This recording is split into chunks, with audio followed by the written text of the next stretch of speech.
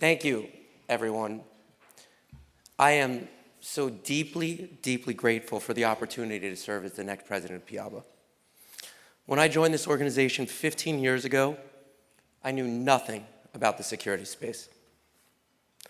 But I was filled with so much hope. I came to my first annual meeting a few months later, and there I made lifelong friends and learned more in a week than I learned in a year in law school. I knew that I had found my future career. This organization has given me so much over the years, and it's time for me to get back to the next generation of securities attorneys and to the investing public. For those of you that know me know that I wanted to be an attorney since I was a little boy. It was because my grandfather was an attorney, and he was the person that I admired most. Growing up, I listened to his stories of how he embraced the law and represented those who couldn't fight for themselves. His eyes would light up every single time he spoke about the law, and I knew that I wanted that for myself. Although he passed away when I was only 9, his legacy had a profound impact on my life. I inherited all of his awards as a child, and I would sit there and I would stare at them. One of the awards that stood out to me most was a plaque he received for serving as president of the New York Metropolitan Trial Lawyers Association in 1971. It was a large plaque, and I was a small boy. You still are. You still am. Thank you, Jeff. The Peanut Gallery, everyone.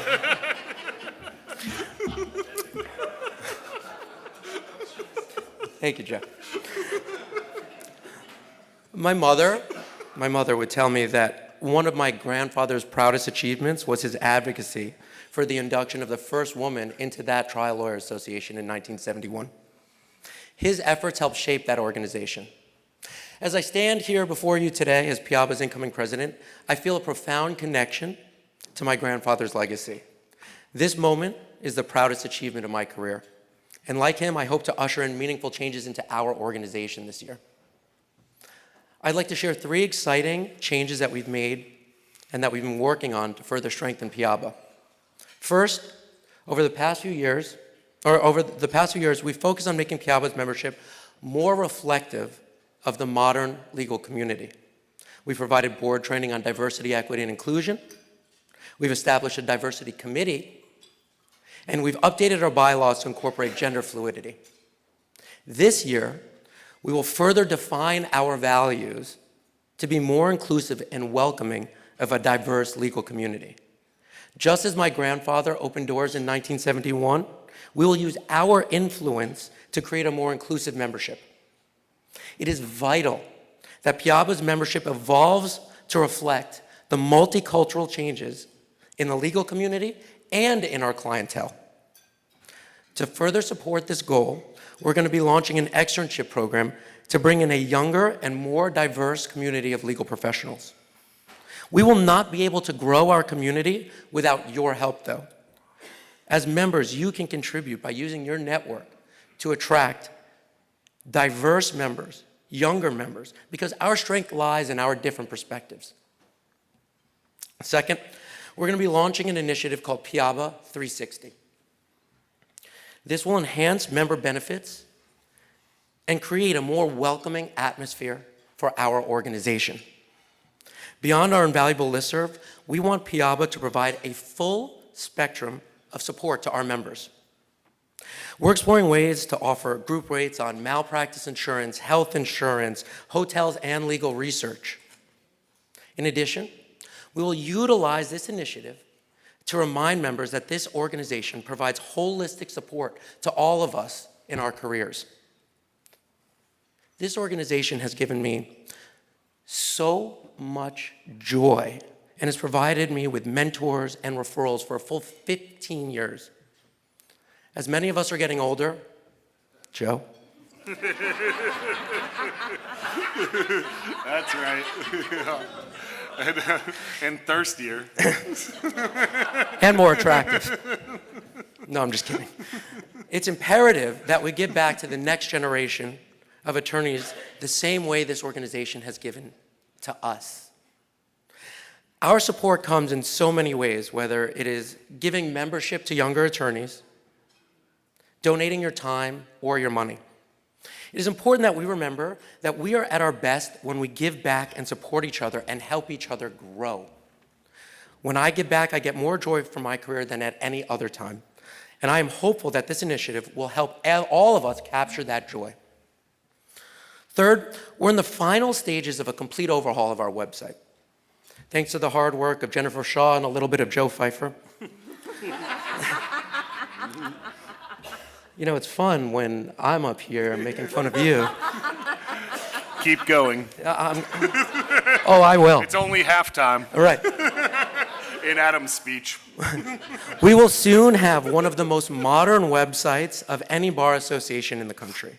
The new site will feature easy-to-use tools such as document sharing system, which will help all of us, particularly those in small and solo law firms, collaborate more effectively with each other. You know, as we sit here with under 400 members nationwide, we are the David to the industry's Goliath.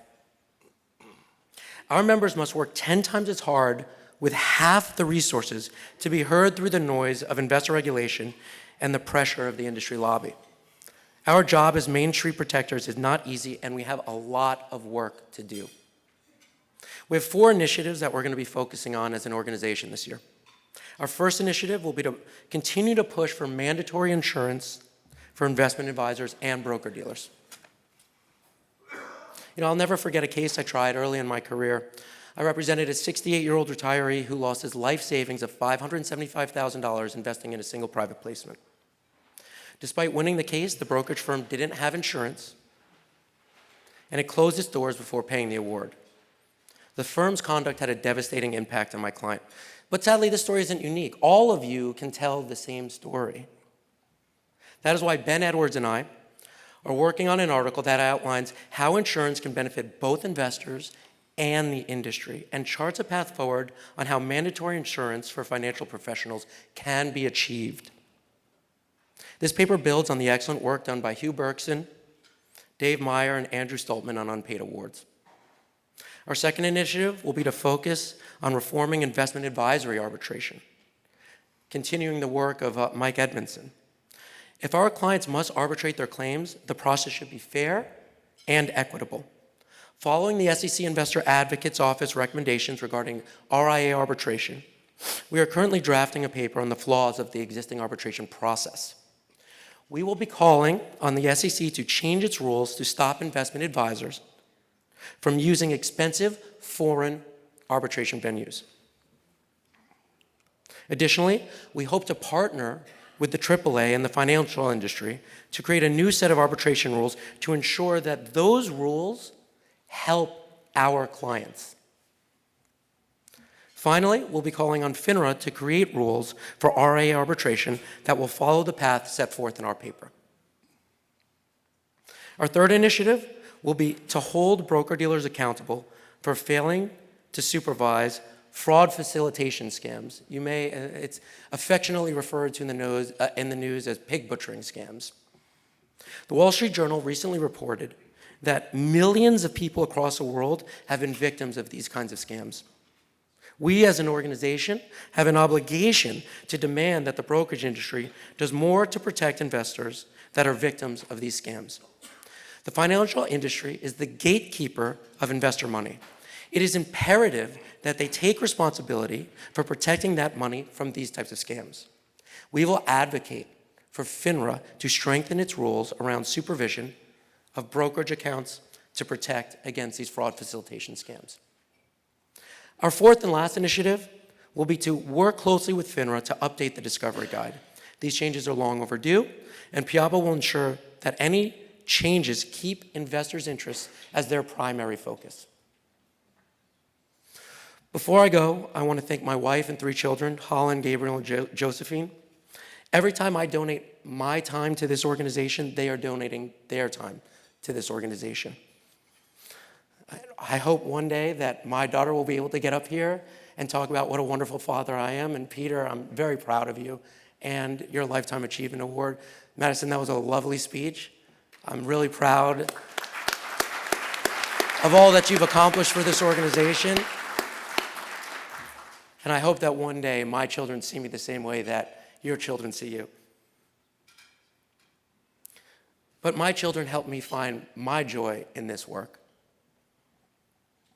I also want to thank Adam Weinstein, my partner of 16 years. You know, Adam doesn't do this work for the accolades or the money. He does it to help people. He wants to be an inspiration to his children. He's a model attorney that we should all aspire to be like. I want to thank John Curta and his law firm, Bob Hannah. Through our collaborations, I feel like I've grown so much as an attorney. I feel like you see the law in such a unique way that I learn from you every single day. I want to thank Dave Meyer for endless mentorship over the last 15 years.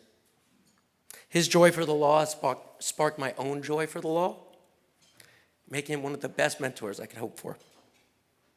I want to thank Andrew Stoltman, who left to get a hip replacement, obviously, because he's getting old. Like Joe Pfeiffer, who I also want to thank. Yeah, you won't see that on Instagram. No, but I'm serious, though.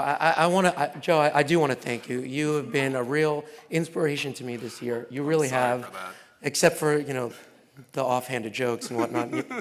You are an incredible speaker, and the way you're able to talk to anyone in a room is really an inspiration. That's nice, thank you. Richard. Richard, it's not, though. You're one of the funniest people I know. I consider you one of my best friends, and you're a joy to be around. Mike Bigsby, Mike Edmondson, Hugh Berkson, Joe Wojciechowski, thank you all so much for helping me love this organization, for the briefing, the referrals, the knowledge, the phone calls, the guidance. I want to thank the previous board, the current board, for all of your tireless work. I want to thank Rob and Ringo for flying all the way out here for 30 years of service.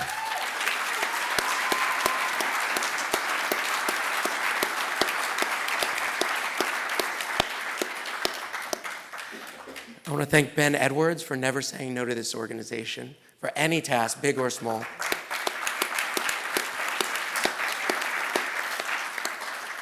I want to thank FINRA, and particularly Rick Berry, for listening to PIABA and working toward making FINRA fairer. And lastly, I want to thank Jennifer Shaw. Her work these last 2 years has been absolutely incredible.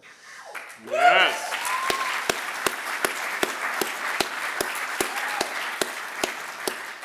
Her efforts in advancing PIABA's mission has been tireless. It's been grueling. She has spent months in DC working for this organization, building relationships that we used to only dream of. She can get in a room and do what I do and makes my job so much easier.